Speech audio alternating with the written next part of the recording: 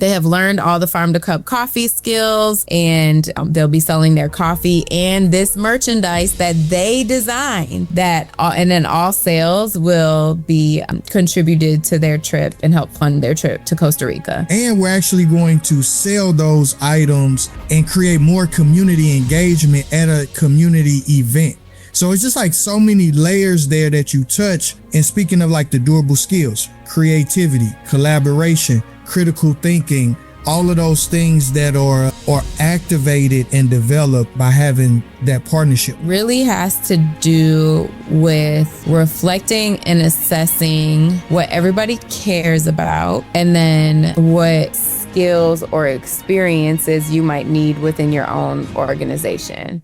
You are listening to the Global CTE podcast with your host, Sylvester Chisholm. Welcome, my friend, to another episode of the Global CTE podcast. I am your host, Sylvester Chisholm. This is the place where I interview the best, the brightest, the leaders who are moving our students toward future success in the global marketplace. Today is no different. I'm super excited to have returning guest as well as one of my best friends and partners in the world, Miss Samantha Lori Carroll. Okay, now let me tell you a little about Samantha. As part of our Women in CTE series, I have Samantha on the pod. She is the co-founder and the executive director of the Show Me the World project. Samantha began her career as a special education teacher and dean of students at Vashon High School in St. Louis, where she was recognized as Special Education Teacher of the Year. What started as a classroom effort called Show Me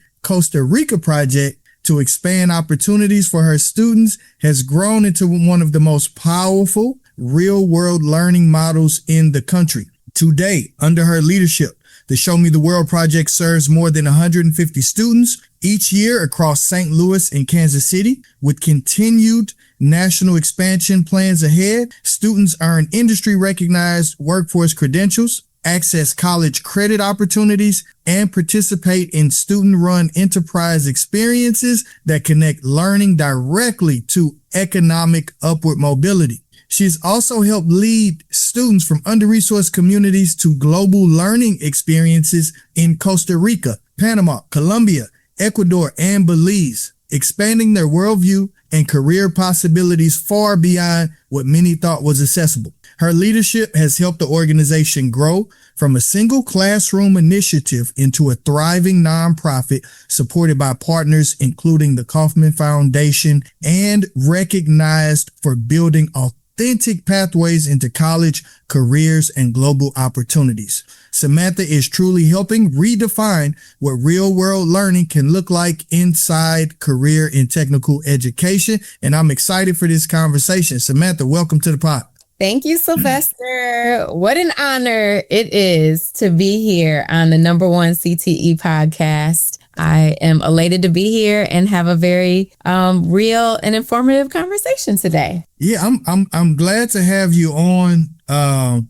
We talk all the time with everything that we're building with Show Me the World. And as I was building out the lineup for Women in CTE, I was asking some of our listeners and folks, like, man, who should I have on the pod? And several people suggested, like, hey, why don't you bring Samantha on to talk about all the great work that you all are doing, that she's leading with Show Me the World. So here we are, excited to have you on the pod, Samantha. Well, thank you, Sylvester. Honor. And I'm just so proud of you for all that you've accomplished on your podcast and just all the voices that you've amplified. And I know I learn a ton, and I see it in action of how you take different components of different conversations that you have and truly listen and learn to, alongside your guests, and bring that into the different areas of work. So just proud of you for all your hard work on the podcast. Thank you. Yeah, it's kind of crazy you saying that. Like, I initially set out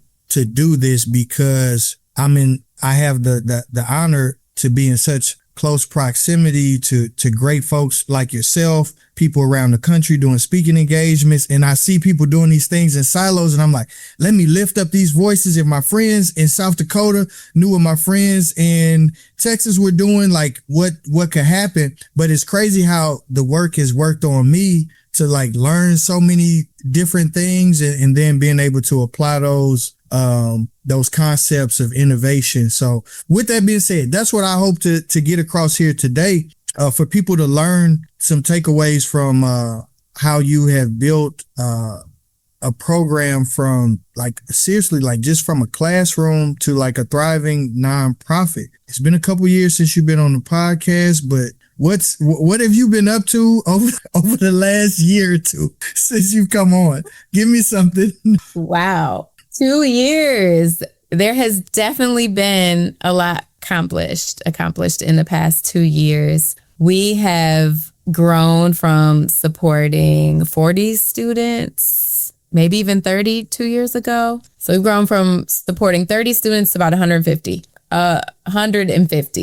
this year. So that just says, I think, a lot about our team, about the systems of infrastructure that we've been working on to put in place, the training we've been working on, and really like our community partnerships and innovative techniques to work together to support this larger number of students and increase, for sure. Oh, that's awesome. So I don't assume everyone knows what Show Me the World Project does. How do you describe that when people ask you, so our audience can understand the work that you're leading with youth across the country? Yeah. So our mission at Show Me the World Project is to provide youth from under-resourced communities access to transformative educational experiences at home and abroad. So we partner with schools and school districts to run really a hybrid program within the school day and outside of school, focused on entrepreneurship, STEM learning, leadership development, and global travel, gaining access to a global travel experience. So we are just working hand in hand with students to develop really durable skills throughout this year-long process that can be directly applied to the skills required for college and career readiness. I love it. Let's talk about the skill activation as it relates to real world learning. Like, how can you give an example of how students build those skills through real world learning experiences that Show Me the World provides? Yes. So also within the last 2 years, we are responsibly replicating. Shout out to Ray, our friend Ray, who provided that terminology for us, but we are responsibly replicating to Kansas City. So this is our first year. We have a cohort of about 26 students, 5 incredible global educator fellows within Kansas City Public Schools who are helping us lead this cohort. And they have really been a hub for innovation this year. And so one highlight that I can think of is that there is an incredible merchandise company called Made Mob. Shout out to Made Mob. And they really care about empowering students and like teaching them entrepreneurship skills, which is in alignment, right, with our mission as well. So they came in, they did a design session with the students, and they were able to design their own merchandise. Now, this, is not a brand new concept to our program. Sylvester, you've led a lot of that work in the past, but when we say this year, the designs, the intentionality behind bringing all the student designs together in collaboration with the Made Mob brand has just been incredible. And so they actually next Friday in Kansas City. So if you're in Kansas City, come join us at Made Mob. The students will be facilitating the booth where they have learned all the farm to cup coffee skills, and they'll be selling their coffee and this merchandise that they designed, right? They designed that, and then all sales will be contributed to their trip and help fund their trip to Costa Rica. So ultimately, they've been learning entrepreneurship skills. They're bringing their own creativity that they're already equipped with, like skill sets that they're already equipped with, and connecting it to entrepreneurship that will help fund their global travel experience. So that's, wow is the only word for that. But there's so much there, and I really want to break this down as a case study. Thank you for bringing that one up, because that's a perfect example. Salute to all of our global education fellows in Kansas City. One, that relationship was started by a student, right? So like, that's what I think is even more incredible, that one of our students at, I'll be careful with saying names, but one of our students reached out to Made Mob and said, hey, can we start a collaboration? That was the start of it. From there, like, so even thinking like the social capital from that standpoint, being around other entrepreneurs in the local community, working with one of the top streetwear brands in Kansas City. And there's something special about when your ideas come to life, and when students have the chance to see, here's an idea that we had in our head. Now, here it is, like on an actual shirt, and we're actually going to sell those items and create more community engagement at a community event.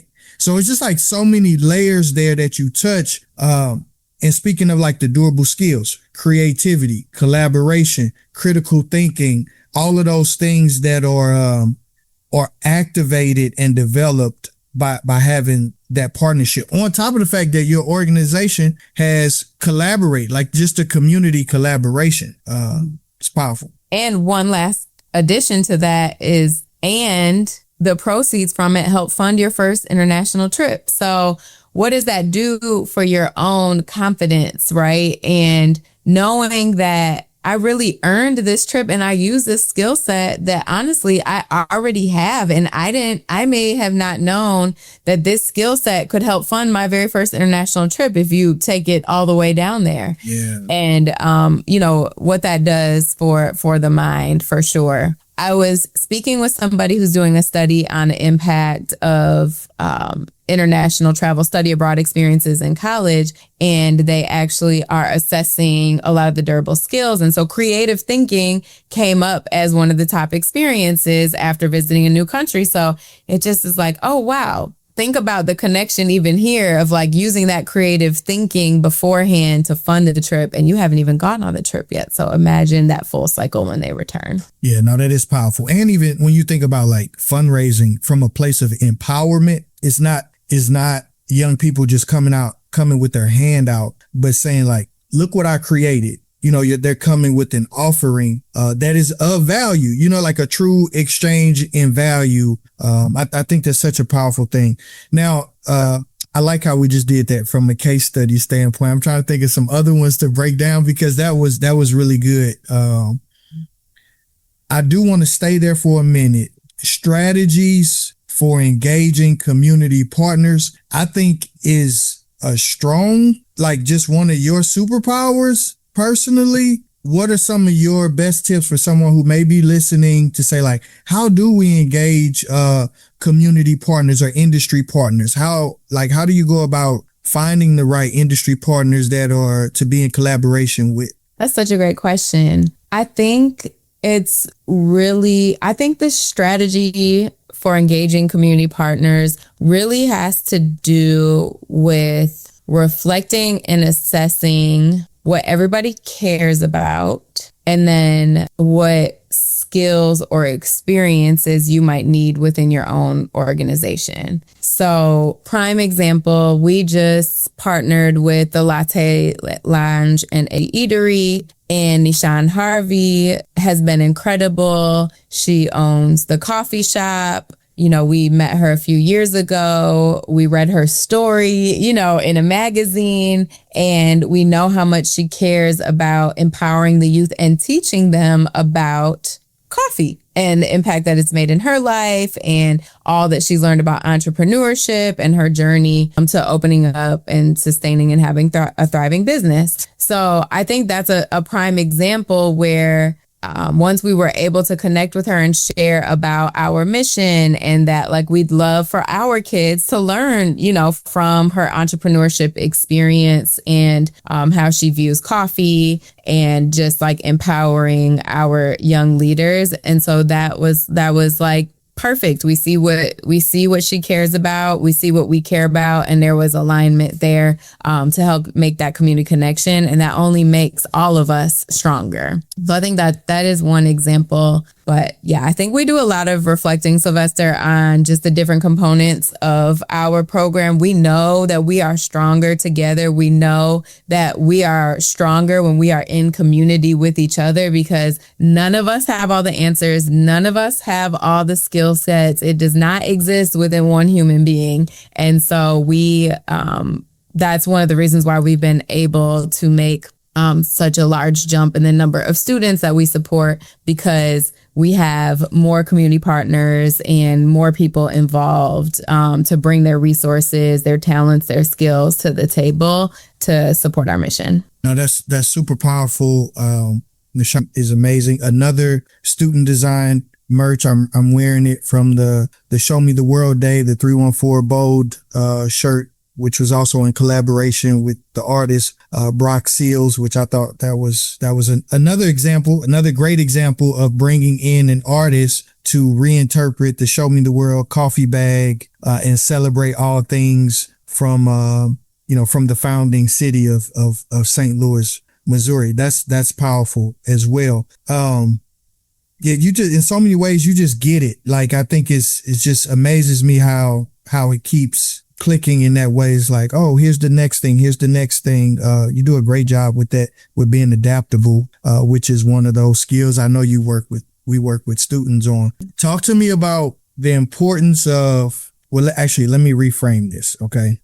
I just saw this. Okay. Research. A recent international mobility labor market study found that students who participated in study abroad experiences entered the workforce 22% faster than peers who did not. I believe that's a clean economic mobility signal. Can you talk to me about the importance of global travel for youth, especially youth from under-resourced communities? Yes. So it's really important for youth from under-resourced communities to have access to global travel experiences. We've seen it year after year. One example that I'm thinking about right now is that we had a student who traveled to Costa Rica on her first international trip. The experience became first in her family to travel internationally, and then went off to college. She studied abroad for an entire month in Africa, and then she graduated from college, became a first generation college graduate. And I'll never forget her interviewing process, because it was in the midst of the pandemic. She actually did not have the chance to walk across the stage, which was heartbreaking, for sure. But I just remember her interview process, and the job that she ended up landing was at Morgan Stanley. And she called me and said, "Miss Lurie, I promise you 80% of the questions that they asked me were related to my study abroad experiences and the skills that I learned from my study abroad experiences." So when I look at studies, I can see this in real time. I have several examples of this, and how much study abroad experience and global travel experiences help build these skills that then students are able to enter into an interview and have this on their resume and have very tangible stories that are connected to the durable skills, and in a very unique way. Let's be so honest. Our model is very innovative. So not only can you talk about the global travel experiences, but you can talk about the entrepreneurial skills that you learned to become first in your family to travel internationally, or first in your family to obtain your college degree. So it is very important for youth from under-resourced communities to gain access and equitable access to global travel experiences, because we see the real impact that it has on their college and career readiness. Yeah, that's such a powerful story. I know you have 100 more stories in that same vein, and it's great that we have those tangible stories, and it's deeply connected to research in alignment with what you just said. There's a peer-reviewed study in higher education that found measurable earning benefits increase within 1 to 5 years after graduation for students who studied abroad. So, I mean, that's powerful when you think about that economic upward mobility piece that we are presenting to students. And you touched on the skills, which I think whenever I'm explaining the work that Show Me the World is doing to other CTE leaders or education leaders across the country, I put a lot of emphasis on, like, how do you make it real? You have to make the learning real, experiential, and fun. Talk to me about the farmers markets, the coffee pop-ups that the students activate, the coffee business that the students run. Absolutely. So students are literally learning the seed to cup process, right? And so we have different workshops, we have different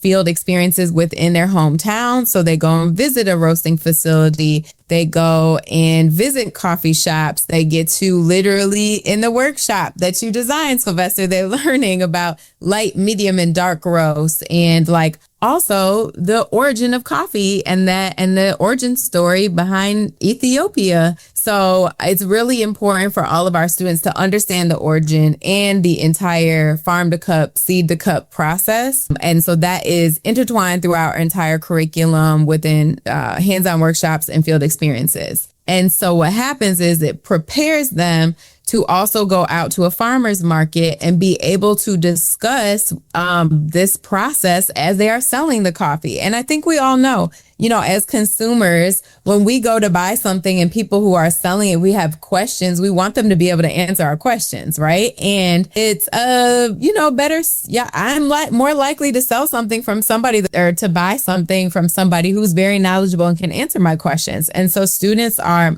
equipped and prepared to go out there and sell to consumers and customers, the farmers market. And the farmers market team has been incredible. Shout out to Anna and Tyler and Lauren and everybody. Honestly, all of our global educator fellows who have helped continue to strengthen it. But there are 4 different stations that students actually rotate around in our team.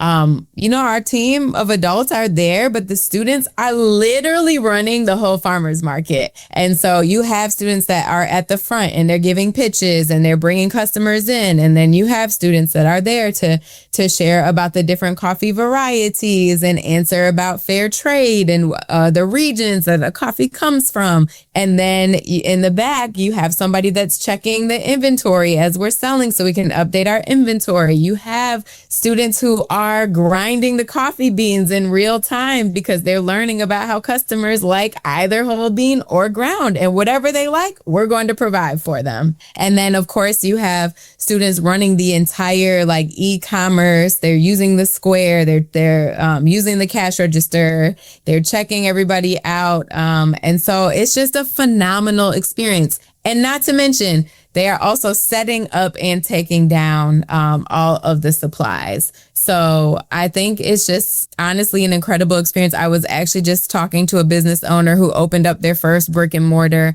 after being at a farmer's market for 5 years. And I was sharing all that with her. And she was like, oh my gosh, high school kids are doing all of that and learning all of that. And she's like, I can't even imagine, already going in as an adult learning this, because it really helps with the accessibility to entrepreneurship. And so kudos, Sylvester, to the work that you have led around that. And all of it is connected to durable skills. So students also take pre and post assessments. So they're constantly reflecting on the skills that they are utilizing and learning while they're at the market. And I think one of those skills, Sylvester, is definitely collaboration, because there's a lot of peer-to-peer support, and somebody might be better at the pitch and somebody might be better at the inventory. And so that is what helps build this incredibly strong cohort model, is that they're learning from each other as well. Yeah, I think, thank you for sharing that in such a vivid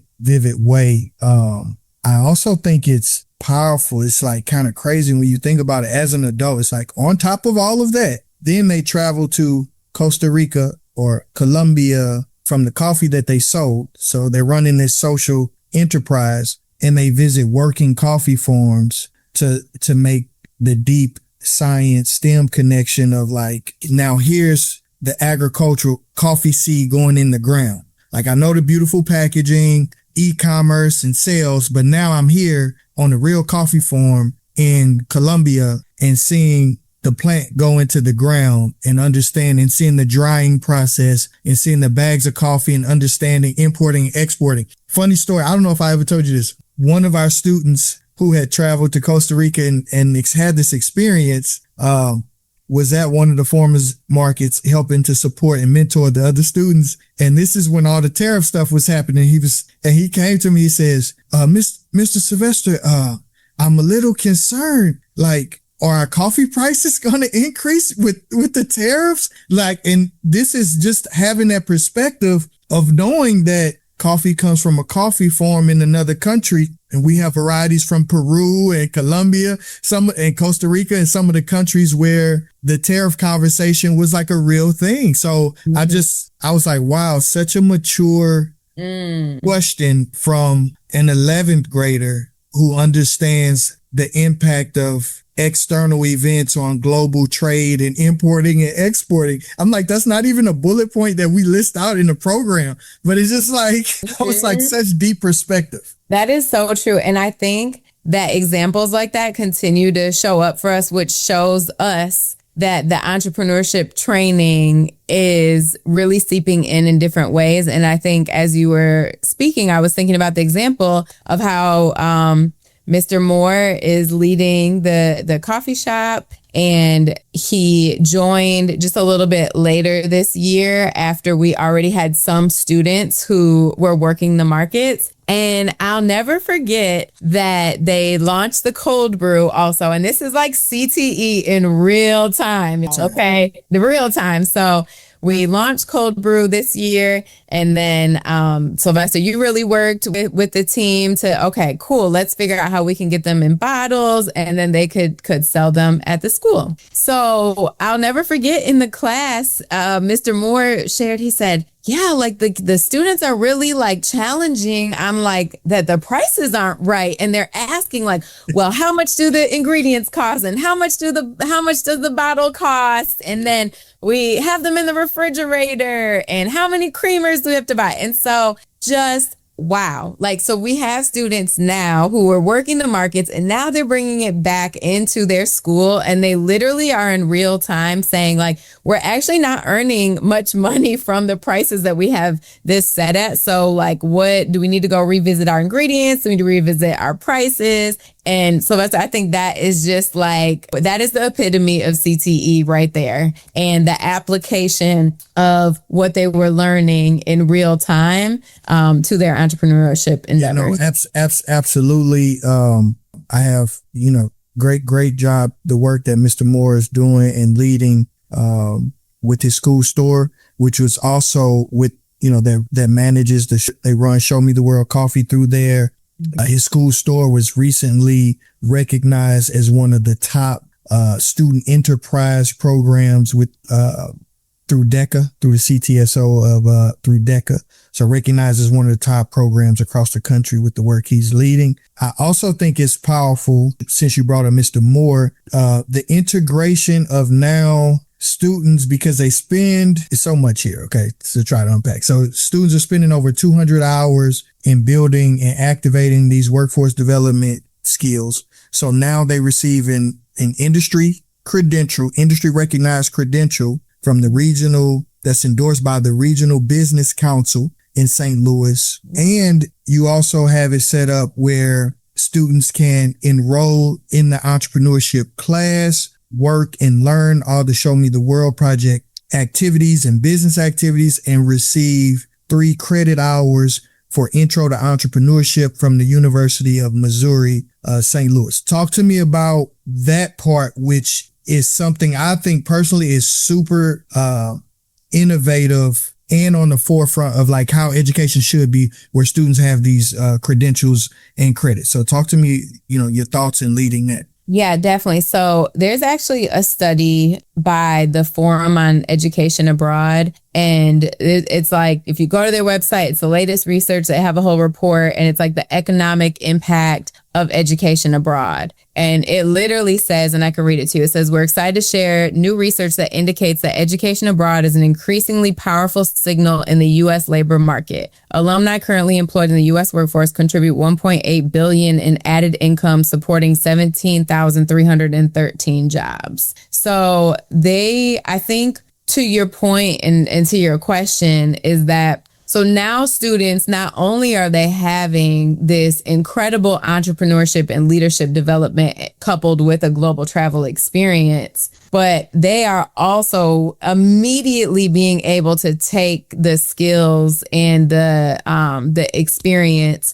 and directly apply it to entering into college with college credit, right? Or I should even say gaining confidence while in high school that, hey, I have 3 college credits and I have the access to 3 college credits to something that I'm doing that I really love. Yeah. And just thinking about how we're actually pulling this all the way through from entrepreneurship, leadership development, global travel experience, and then being able to apply the skills to now I have this workforce credential. So now I can utilize these skills in internships and gain higher level job experiences while in high school and gaining college credit. So that means as a high school graduate, you are coming out of high school with a global travel experience, 3 college credits, Entrepreneurship 101, and a workforce credential that has opened up doors to internship and job experience. Now, when you think about setting up students for success into entering into their post-secondary world, I can't think of a more valuable way that we could really set our students up with the credentialing and experience in terms of entrepreneurship, leadership development, college credit, and workforce readiness. And I'm really proud of our entire team who has poured into making sure that like students have that access. And I do believe, Sylvester, that a lot of your work on this podcast and all your different conversations with different people have helped pull this together to make sure that students are set up for success and opportunity and access to opportunity post-graduation. So thank you. Respect. Thank you.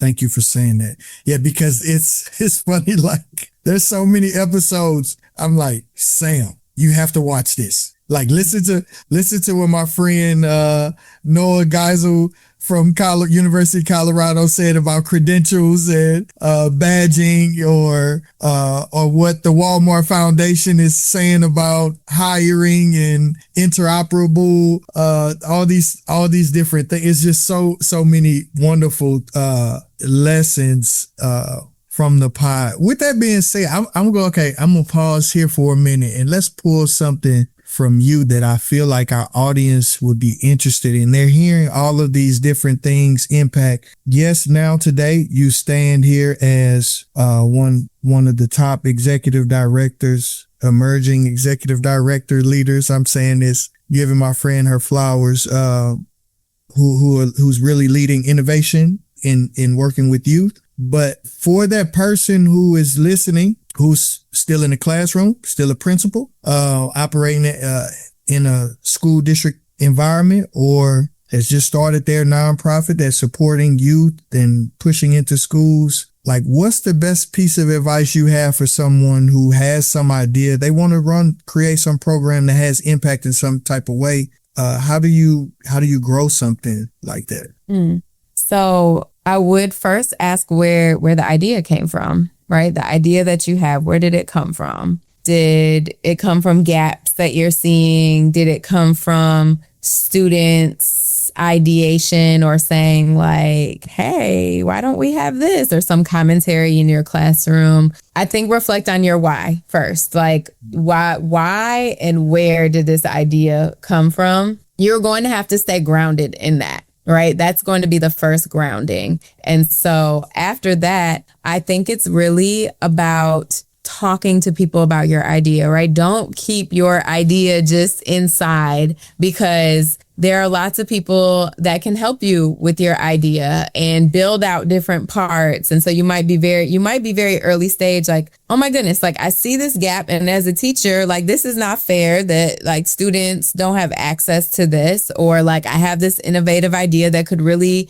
help their understanding. And so I would say definitely share your idea and have the courage to pursue it, right? And I think as educators, we see a lot and we have lots of ideas, and it might feel overwhelming. Like, how do I execute on this? Or like, because I am a teacher and I've got 150 kids to take care of and make sure that they teach. And so I really do think sharing your idea and finding people that you can collaborate with is really key. And that's how I found you, Sylvester. And so that's how I found Boima and Lauren and all the educators who pour into this, that, Show Me the World project is what it is today, not because of Samantha, not because of even the original student who said this isn't fair that they get study abroad and international travel experiences over here in this wealthier school, and nobody in my family has ever traveled internationally.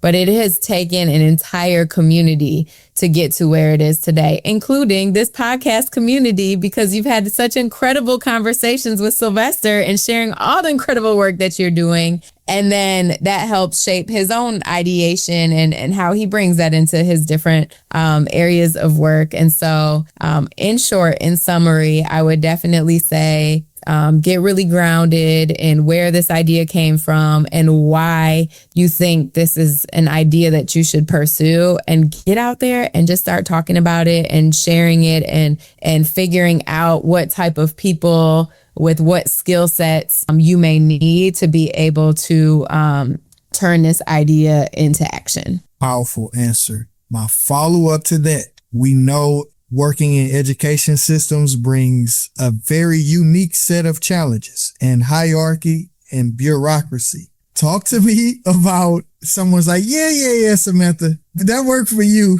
But at my school district, they don't let you do this. You can't do, it's a lot of you can't. They're not thinking innovatively. How do you still present innovation in a traditional environment? How do you present innovation in an environment that comes with challenges like education? If leadership is telling you no, it feels like a lot of no's and not receiving the support. How do you still push through that? Yeah, I mean, I went through that. And even when this was started, there wasn't it was like, this is a cool idea, but like, we don't do this here. So, and I think it was more so because, because nobody had ever done it before. And I think that especially if you have an idea that nobody has ever done before, there can be a lot of things that come with that. And so I say to that is like, test. If you're not allowed to test it out inside of your school building, test it out outside of your school building. Like, I think the biggest thing is, once I was able to have proof of concept, right? Like I didn't let the no's shut me down and not do it. I just had to think outside of the box to do it in a different way. And so that would be my challenge to you, is there are going to be a lot of no's on your journey. There's a lot of no's on every entrepreneur, every great idea. Not everybody sees the idea in the way that you do. So whether that's the way you're communicating it, whether it's the, certain roadblocks, who knows? But ideally, my recommendation is to figure out a different way that you can find and test out and show proof of concept. Because once you have proof of concept, that's when you really start breaking down barriers, and you have people that can like share testimonies, and you have the data to show, because data is huge. And whether it's qualitative and quantitative, a lot of times that is what schools and school districts are looking for to make sure that it's a good use of, funds and time and resources. So don't let the no's deter your innovation. You'll have to think outside of the box, even if it means going and testing out and trying it out outside of your building. I have like everything you're saying. I have like 30 leadership questions I want to ask you right now, because like I know you, and I know like how some of the ways you operate, but I'm just going to pick one to follow up there. I think you are a great community builder in terms of bringing people together around an idea. How do you lead without letting your ego get the best of you?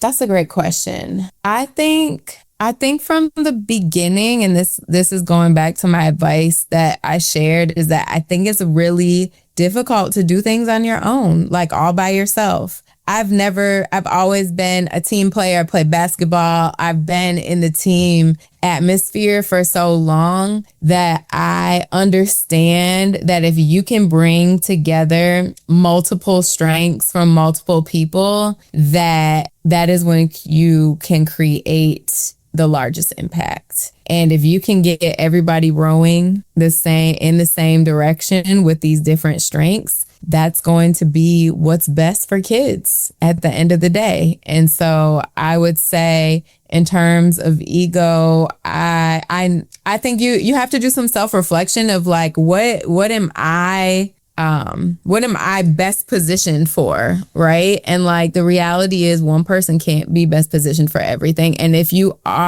think that you're best positioned to do everything and to lead everything, it's going to take some self-reflection to really figure out what the complementary strengths are of other people that you can bring into this. And so I think when you can operate from like, I'm confident in who I am and what I bring to the table, and I also am confident knowing that these are my weaknesses, right? And I need other people to step in and lead this work, and we are building this together. I think that you look at leadership differently. It's just not a one person show, and you can only get so far with one person leading. There is absolutely no way we'd be at 150 students supporting across 2 different regions and having just 2 conversations nationally this year about bringing our program right to their school and their school district and their city. There's no way that we get there by one person, one ego, one leader.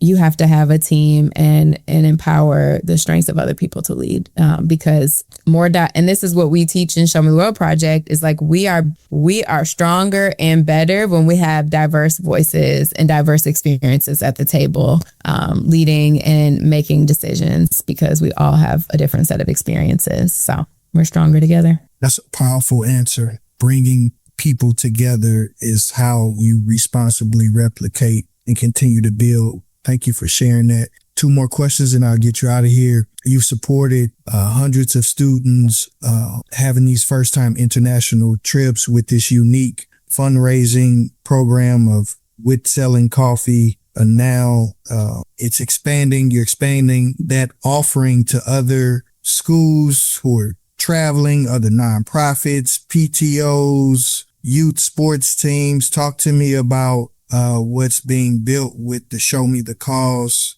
program. Well, first of all, if we haven't said it already, Show Me the World Coffee is the coffee that is the coffee of the St. Louis International Airport in Terminal 1 and Terminal 2. The official coffee in the airport. Yes, it is. You can grab a cup of coffee at Midtown Cafe and across any restaurant, and they'll be using our coffee. So yeah, definitely salute to our great friends at OHM Concessions, their leadership and their community engagement and recognizing Show Me the World Coffee. Salute to them. Yes, for sure. Official coffee in the airport. Yes. So crazy.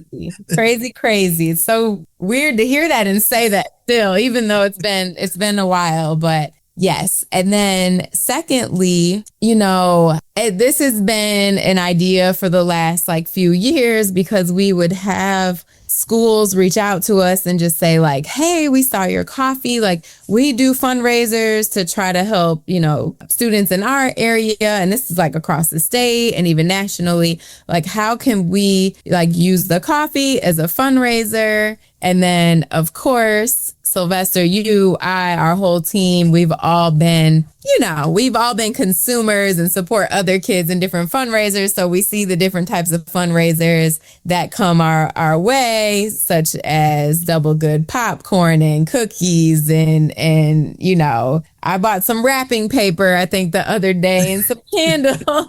And I bought some trash bags to one of my students for a fundraiser. I'm like, yeah, this is interesting. But coffee, Yeah, but we have not seen coffee or tea as one of those. And so it really has been this idea around what would it look like, right? For, first of all, our students that we support to be able to have more job opportunity and career exposure and utilizing the skills that they're learning right within our program and applying them, because we're already seeing them do that on a very high level. And, what would it look like to continuously build more opportunity for more students to gain access to these experiences and to go deeper. And so we've got that part. And then on the other side, we have people that are reaching out to us and saying, hey, we'd love to sell your coffee in our own school community, whatnot, to help fund these trips.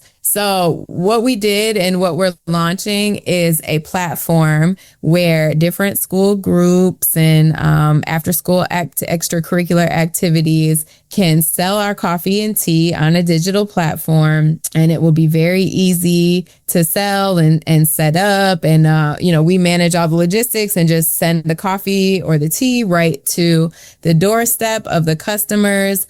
But we are really excited to release and launch this platform this year so that we can support, students and youth across the nation in gaining experiential opportunities through this fundraising opportunity. And then we're excited about what it can create for the depth of learning for our own students in our program and expanding the access to more students. Absolutely. It's the perfect CTE fundraiser, in my opinion, for FBLA groups, for DECA groups, Future Farmers of America, all the different CTSO groups that are taking trips, that need to raise money for blazers and travel expenses or sports teams, so I know I've had several coaches reaching out, but it's amazing that coffee and tea, second and third most drank beverages in the world. So it's something people actually want and will use and appreciate. So showmethecause.com, folks can sign up there to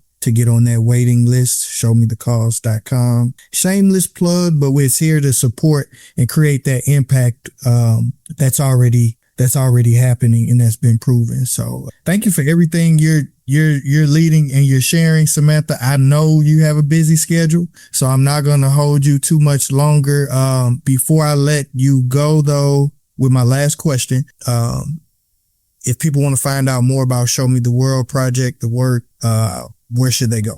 Yes, definitely visit our website, showmetheworldproject.org. And our Instagram is updated multiple times a week. Shout out to our social media team. You can visit, it's just at Show Me the World Project. And also, when you go to our website, there should be a pop-up so that you can enjoy 10% off of any of our products, which all fund our global travel experiences. And it will allow you to sign up for our email list as well, just so that you can stay up to date on all the exciting things that we have going on. Outstanding. Thank you for all your sharing. Last question. What's your vision for the future of career and tech education? My vision for the future of career and tech education is that we keep listening to students to identify what they are excited about, what they want to learn, and what they feel like they aren't learning,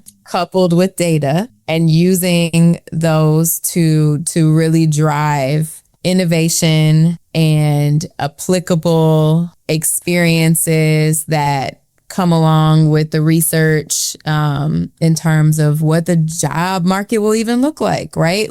That can be a whole new world tomorrow, next year. So making sure that we're taking a look at our students, what they really are interested in, where the gaps are, and creating really like hands-on experiential learning experiences directed into different pathways that will help with economic mobility. Thank you. What a wonderful answer. Samantha, again, thank you for joining me in closing out our Women in CTE series. Proud of everything you're doing. Keep going, keep pushing. The world needs your ideas. Yes. So thank you for all that you do and you contribute to students around the country and to educators in schools around the country. If you enjoyed this episode, please don't be selfish. Share it with a friend or colleague who needs to hear what was shared today. And until the next episode, remember, you don't have to be great to get started, but you have to get started to be great. Peace. Thank you for listening to the Global CTE podcast. Be sure to like and subscribe to be the first to know about future episodes.